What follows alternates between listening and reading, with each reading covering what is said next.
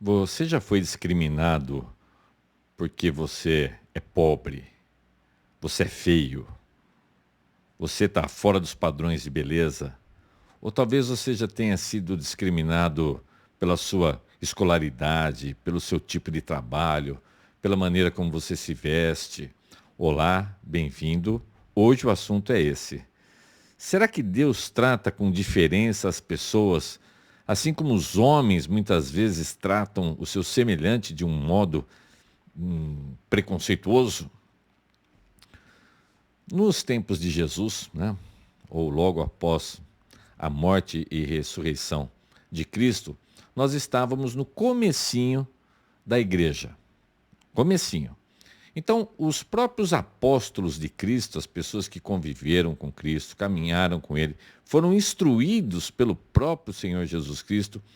Mesmo estas pessoas, eles ainda não tinham tudo muito claro.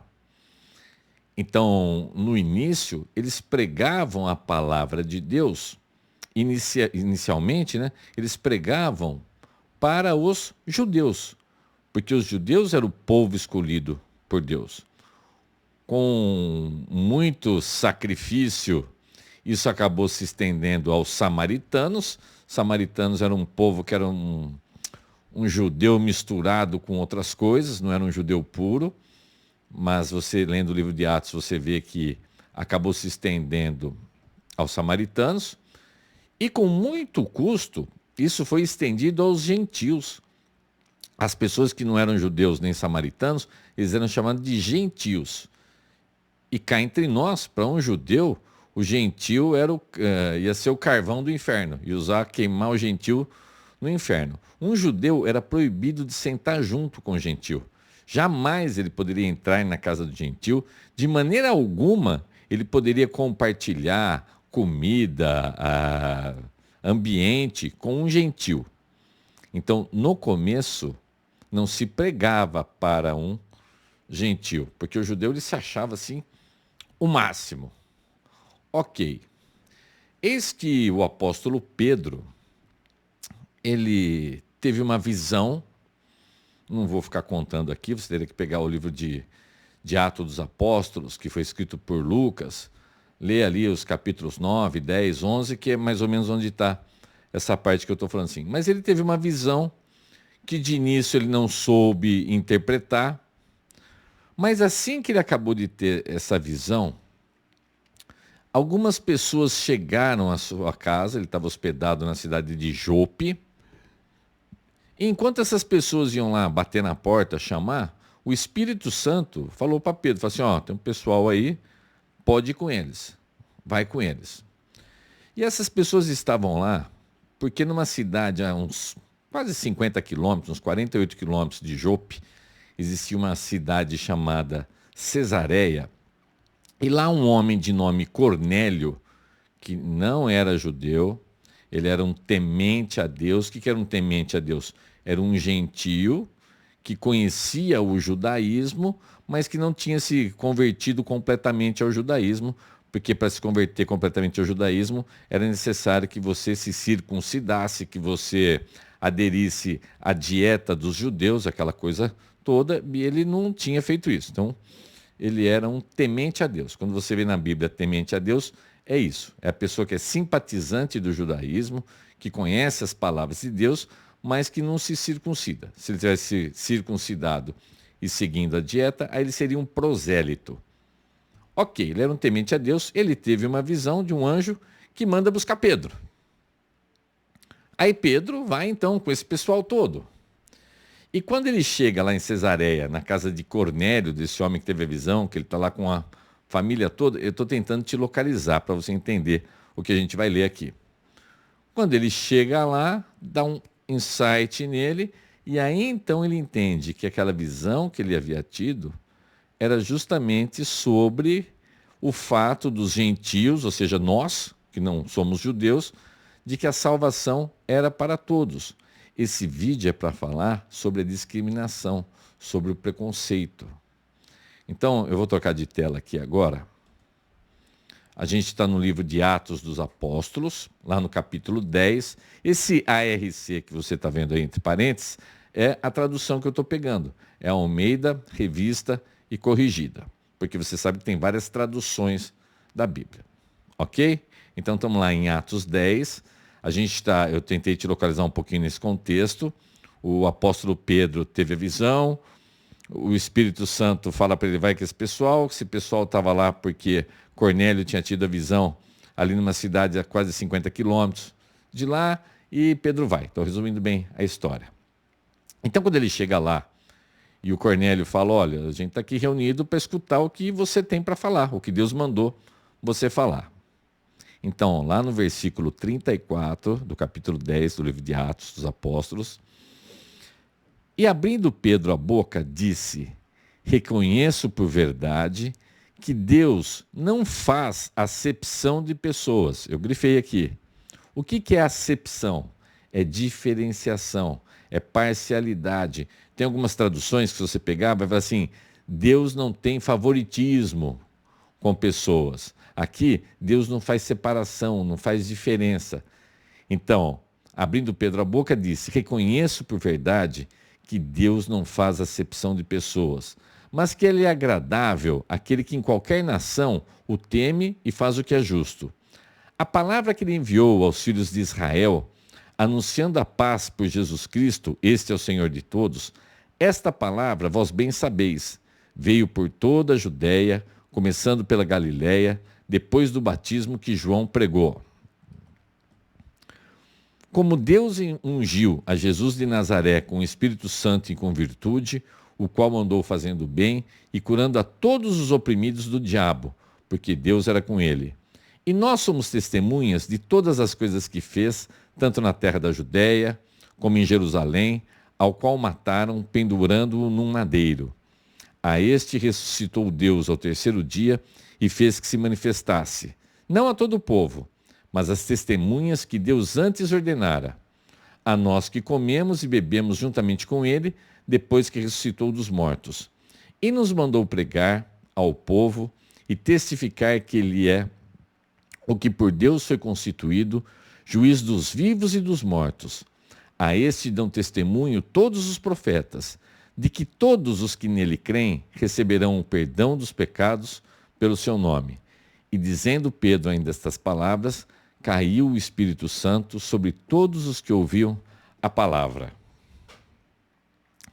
Pedro faz um resumão aqui, mas muito rápido, de toda a trajetória de Jesus.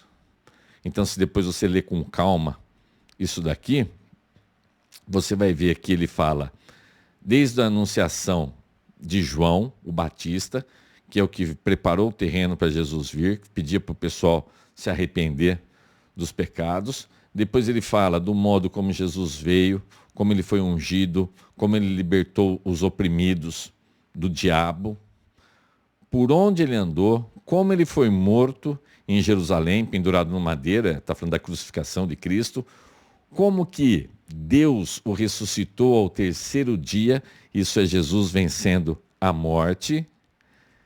Depois, que nem todos os viram, quem foi que teve o privilégio de ver? Ali, os que Deus tinha reservado já antecipadamente. E de que ele vai ser juiz de vivos e mortos. Ou seja, ele faz um resumão sobre a obra redentora de Jesus e vamos falar aqui que o finalzinho, né? Aqui, ó, o versículo 43. A este dão testemunho todos os profetas, de que todos os que nele creem, receberão o perdão dos pecados pelo seu nome. Isso aqui serve de base para falar que Deus trata o pobre e o rico da mesma maneira? Que Deus trata o bonitão e o feio da mesma maneira? Não. Aqui, especificamente esse texto, é para falar sobre como que Deus se abriu para todos os povos da terra, para todas as nações, que ele não está restrito a um grupo ali de judeus. Entretanto, isso serve para a gente dar um princípio de que Deus é para todos. E aí, se a gente lê o Evangelho, os 4 Evangelhos, com muita calma, depois as cartas de Paulo, de Pedro, de Tiago, a gente vai ver que o evangelho, ele significa boa notícia, porque ele é para todos. Porque ele leva para todos uma mensagem de perdão de pecados. Você sabe que a gente nasce caído, que houve uma queda ali no Gênesis. Lembra que eu já falei várias vezes aqui da história de Adão e Eva? Que a gente vive em inimizade com Deus. Que a gente tem sempre uma tristeza imensa, que é essa falta de Deus dentro da gente. Mas se você ler a Bíblia inteira, se você se debruçar sobre o Novo Testamento, você vai ver que Jesus não veio só para os judeus. Jesus não veio só para os ricos. Até pelo contrário, né? Ele se mostra de baixo para cima. E talvez você seja a prova de que Deus não faz diferenciação mesmo. Eu sei que tem gente me assistindo aqui numa casa maravilhosa, que vale milhões de reais. Nossa, que se você olhar tudo assim, é a coisa mais... Eu conheço pessoas que me ouvem que moram em lugares assim.